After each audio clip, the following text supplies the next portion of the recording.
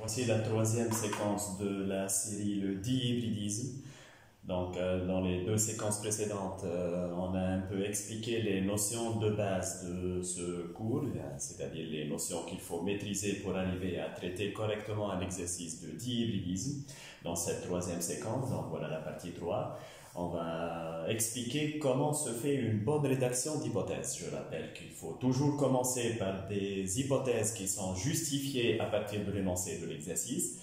Dans l'hypothèse, il y a certaines informations qu'il faut à tout prix dégager de l'énoncé. Je vais donc montrer comment rédiger une bonne hypothèse à partir d'un exercice tout simple. Donc d'abord, il faut bien lire l'énoncé de l'exercice, cerner les caractères étudiés, les phénotypes nommés dans l'exercice, les proportions obtenues dans les différents croisements, etc. Donc pour cet exercice, le croisement de deux variétés de poids. Et remarquez qu'on n'a pas spécifié si ces deux variétés sont pures ou bien hybrides. Donc c'est à vous de le dégager de l'énoncé de l'exercice. L'une à graines lisses et jaunes, l'autre à graines ridées et vertes, a donné à la F1 des graines toutes lisses et jaunes. L'autofécondation des plants de la F1, c'est-à-dire le croisement des descendants F1 les uns avec les autres, a donné en F2. Et on vous présente donc un ensemble d'effectifs des chiffres concernant les descendants présentant chacun des phénotypes possibles. Donc, qu'est-ce qu'il faut dégager de l'énoncé de cet exercice? D'abord, les phénotypes parentaux, c'est-à-dire les phénotypes qui caractérisent les variétés croisées pour obtenir une F1. Donc, nous avons eu des graines lisses et jaunes. Donc, voilà la première variété. Des graines ridées et vert. Donc vous voyez bien que ce sont deux variétés qui se distinguent par deux caractères. Donc vous avez lisse et ridé, c'est l'aspect de la graine. Jaune et vert, c'est la couleur de la graine. Donc il s'agit de deux caractères contrôlés par deux gènes. C'est bien un dihybridisme. Donc ça a donné à la F1. Donc qu'est-ce qu'on a obtenu à la F1? Des graines, voilà un terme très important, toutes lisses et jaunes. Qu'est-ce que vous remarquez dans la F1? Le phénotype des descendants lisses est déjà possédé par l'un des parents. L'aspect, la couleur plutôt jaune des graines chez les descendants est aussi une couleur qu'on a déjà observée chez les parents. C'est ce qu'on appelle donc un phénotype parental. Ce phénotype parental montre qu'il s'agit de cas de dominance absolue et pour l'aspect et pour la couleur. Ça veut dire que ces descendants vont exprimer l'allèle du lisse qui domine l'allèle du ridé et l'allèle du jaune qui domine l'allèle de la couleur verte. Autre chose, ce terme toutes les graines de la F1 sont lisses et jaunes. C'est ce qu'on appelle l'uniformité de la F1 ou bien l'homogénéité de la F1. Donc tous les descendants F1 sont semblables, le même phénotype apparaît chez tous. Il s'agit d'une vérification de la première loi de Mendel. Donc, qu'est-ce qu'on peut dégager de cette première loi de Mendel et qu'il faut mentionner dans l'hypothèse? Eh bien, que les deux variétés qu'on a croisées pour obtenir cette F1 sont deux variétés pures ou bien des variétés homozygotes. L'autofécondation des plants de la F1 a donné en F2, donc nous avons ces chiffres 3057, 1021, 1012, 1041. Il faut d'abord distinguer les types de phénotypes apparus dans cette F2. Qu'est-ce que ça veut dire ces types de phénotypes? Vous avez 3057 graines lisses et jaunes. On remarque que c'est le même phénotype d'une des variétés à l'origine de la F1 et remarquez que je n'ai pas comparé avec la F1 elle-même mais avec les parents du début de l'exercice. Donc lisse et jaune c'est un phénotype parental. Vous avez ridée et verte, 341 graines ridées et vertes. Il s'agit aussi d'un phénotype parental, donc voilà la deuxième variété à l'origine de la F1 est ridée et verte. Par contre, 1021 graines et 1012 graines sont des phénotypes recombinés. Donc, qu'est-ce que ces phénotypes recombinés? Remarquez pour ces 1021 graines, l'aspect est lisse la couleur est verte. Donc, il y a eu recombinaison, c'est-à-dire une redistribution des allèles possédés par les parents chez les descendants. C'est ce qu'on appelle déjà un brassage. C'est un brassage chromosomique. Donc, on va dans d'autres séquences expliquer ces différents brassages impliqués dans le dihybridisme. Ridé et jaune. Donc, ridé provenant d'une variété, jaune provenant de l'autre variété. Il s'agit aussi d'un phénotype recombiné. Donc, pour résumer, cette F2 a montré 4 phénotypes possibles chez les descendants, dont 2 parentaux et 2 recombinés. Et par la suite, on va revenir à ces effectifs pour essayer de les expliquer. On va donc commencer par la rédaction de cette hypothèse. Donc, premier élément à dégager dans l'hypothèse, c'est nommer les 2 caractères étudiés. Donc, vous avez 2 caractères. Aspect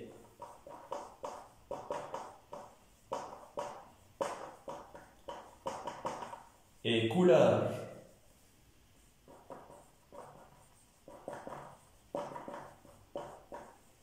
des graines contrôlées par 2 gènes. Donc, première notion à dégager dans notre hypothèse, il s'agit bien d'un dihybridisme. Deuxième élément, on va parler de ce terme tout. Donc, F1 uniforme, ou bien on dit F1 homogène. Donc, première loi de Mendel vérifiée, c'est-à-dire que les parents sont purs. Donc, la variété lisse et jaune est pure, la variété ridée et verte est aussi pure. Ça veut dire que ce sont des parents possédant pour chacun des caractères étudiés 2 allèles identiques dans le génotype. Le type de dominance, donc F1 lisse et jaune. Donc, le phénotype, je vais mettre entre crochets pour dire, donc phénotype de la F1 est parental. Donc, lisse, jaune. Deuxième notion dégagée dans notre hypothèse, donc, on dit qu'il y a double dominance absolue. Donc, double parce qu'il s'agit de 2 caractères. Donc, dominance pour le caractère aspect et aussi une dominance pour le caractère couleur. Après avoir dégagé ce type de dominance, vous allez proposer les couples d'allèles, donc soit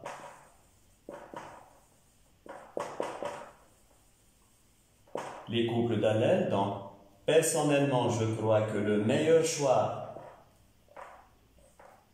c'est choisir la première lettre qui désigne chacun des phénotypes, bien sûr, si ce sont des phénotypes qui commencent par une lettre différente. Utiliser des lettres majuscules et minuscules puisqu'il s'agit de dominance absolue. Donc, la lettre majuscule va désigner le phénotype, l'allèle dominant, la lettre minuscule, l'allèle récessif. Donc, pour la couleur, l'aspect plutôt lisse, ridé, on va mettre grand L, petit l, puisque c'est le lisse qui a dominé au niveau de la F1. Et pour la couleur jaune et verte, on va donc mettre grand J et petit b. Bien sûr, vous devez donner dans votre hypothèse la signification de chaque allèle. Donc, par exemple, grand L, ça désigne l'aspect lisse. Petit r, ça désigne l'aspect ridé. Et vous allez mettre que le lisse domine le ridé. Vous allez aussi faire la même chose avec le deuxième couple d'allèles, mais faute d'espace, je vais passer à une autre étape. L'autre étape donc, la dernière étape de votre hypothèse, c'est comment expliquer l'apparition de ces 4 effectifs différents, 3057, 1021, 1012 et 341. Donc, qu'est-ce que vous allez faire? Vous allez calculer le phénotype, la proportion de l'un des phénotypes obtenus en F2. Je vais commencer par l'effectif le plus petit, donc ridé verte. C'est apparu avec la proportion 341 Sur le total, donc 5431 graines, donc le total, vous allez faire la somme de tous les descendants obtenus en F2, fois 100, ça va vous donner un pourcentage de 7,27%. Que signifie ce 7,27%? C'est une proportion très proche de 6,25% qui correspond à une proportion de 1 sur 16. Vous allez donc dire qu'il s'agit de proportion à base de 16. Dernière information de votre hypothèse, c'est une indépendance génétique. Donc, pour dégager cette indépendance génétique, vous avez finalement dégagé la localisation chromosomique des deux gènes impliqués dans ce dihybridisme. Donc, il y a plusieurs méthodes différentes. Je vois personnellement que le moyen le plus simple, le chemin le plus direct, c'est chercher vraiment au niveau de ces proportions d'une F2, donc provenant de l'autofécondation F1, F1, vous allez chercher est-ce qu'il y a ces proportions de type 16 ou non.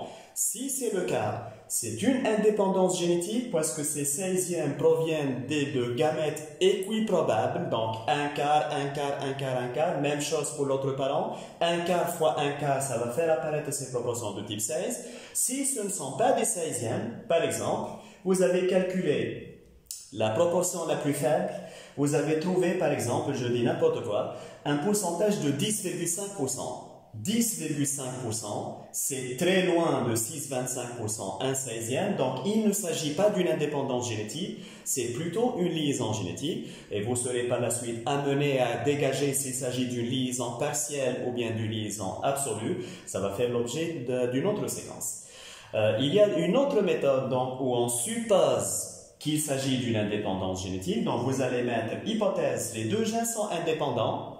Vous allez proposer les proportions théoriques qu'on devrait obtenir dans un cas d'indépendance génétique avec bien sûr double dominance absolue. Vous allez dire donc hypothèse, les deux gènes sont indépendants, les proportions de la F2 devraient être du type 9 sur 16, 3 sur 16, 3 sur 16, 1 sur 16. Ensuite, même chose, vous serez amené à calculer et montrer que ce sont des proportions qui coïncident avec ces 16e. Donc, il s'agit bien d'une indépendance génétique.